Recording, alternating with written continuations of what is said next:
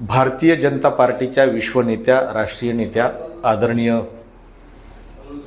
नवनीतजी राणा यांनी मला जे आज चॅलेंज दिलं की मी राजीनामा द्यावा आणि बॅलेट पेपरवर निवडणूक लढवून दाखवा, हे चॅलेंज, हे त्यांचं जे आव्हान आहे ते मी स्वीकारलेलं आहे.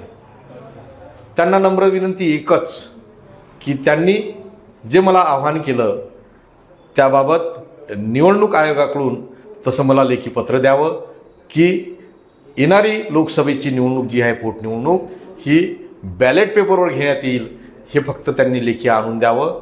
आणि त्यांनी ज्यावेळेस म्हटलं, म्हणजे नवनीत राणाजींनी ज्यावेळेस मला म्हटलं आज, उद्या, परवा, केव्हाही, कितीही वाजता तो राजीनामा मी देण्यास तयार आहे, त्यांचं आव्हान मी पूर्णतः स्वीकारलं.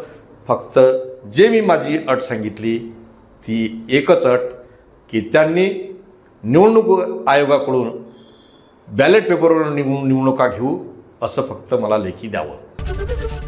एबीपी माझा, उघडा डोळे बघा नीट.